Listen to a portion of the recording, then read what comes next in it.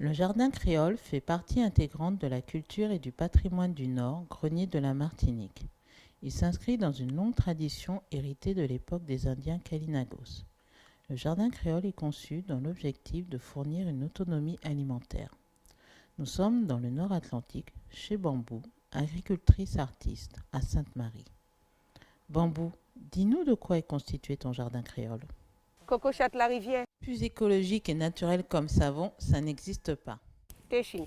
Bambou, qu'est-ce qui sent si bon? Patchouli, madame. Le jardin créole se caractérise par une grande diversité d'espèces de plantes, plantes racines, légumineuses, maraîchères, ainsi que les plantes aromatiques et médicinales. Dans une prochaine vidéo, nous développerons le thème des plantes médicinales qui protègent et renforcent notre corps. Alors, le cachet il est excellent pour les intestins. C'est bon, mais pour nettoyer le sang. Pas ma Christie.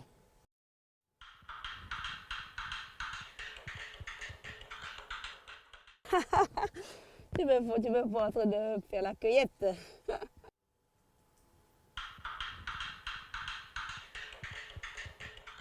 Et la diversification.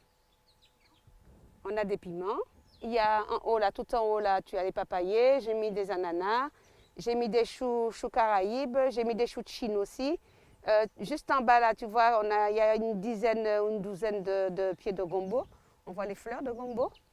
Un petit peu en bas, il reste encore un peu de tomates. Il reste un petit peu, mais il faut que je les enlève. Tout là, il y avait des tomates. Je les ai enlevées. J'ai mis à la place des aubergines. Tu vois des feuilles mortes dessus. C'est moi qui ai mis du résilia parce que ça combat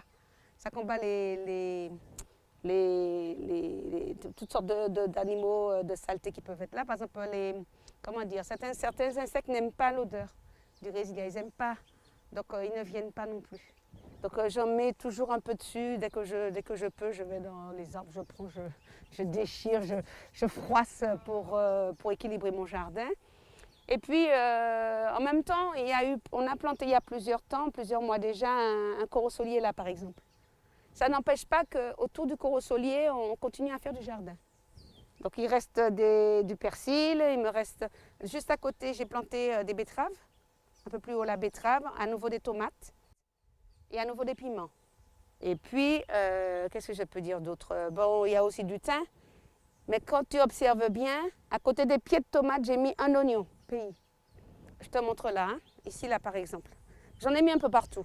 C'est pour sauver le pied de tomate parce que l'oignon a un grand pouvoir de protection.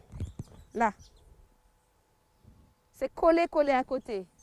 C'est pas pour faire des oignons, hein. C'est pour que l'oignon apporte un équilibre, je dirais pas affectif, mais un équilibre. C'est un antimicrobien pour la tomate. Et c'est peut-être pour ça que mes tomates, ça a été encore mieux cette année. Alors ça, c'est un petit bout de jardin créole. Alors c'est la diversification qui fait qu'on l'appelle comme ça. Du diaponda noir là. Parce que je mets toujours au bout des jardins des plantes médicinales. Pour pied. Les arbres offrent leurs fruits et servent également à la protection des autres plantes contre le ravinement et le soleil excessif. Les animaux contribuent également au développement du jardin créole. En effet, le fumier des bœufs, moutons, poules permet d'enrichir le sol. On trouve de plus en plus de plantes ornementales dans les jardins créoles. Outre leur aspect décoratif, elles servent à éloigner les parasites et favorisent la pollinisation. Nous sommes aux Prêcheurs sur la côte Caraïbe. Avant de découvrir le jardin créole de Tati Betty, admirons la plage de sable volcanique. À plus petite échelle, sur quelques mètres carrés, nous retrouvons la diversité d'espèces qui caractérise le jardin créole. Des plantes médicinales comme la toumo, le doliprane et feralgan, des plantes aromatiques telles que le gros thym, le persil, l'anis. On y trouve aussi un avocatier sous un manguier. À côté d'aromates a poussé un ananas sous un limetier. Il y a également deux sortes de bananiers. Cacambou, une espèce de banane. Admirez le colibri qui butine la fleur de l'autre bananier.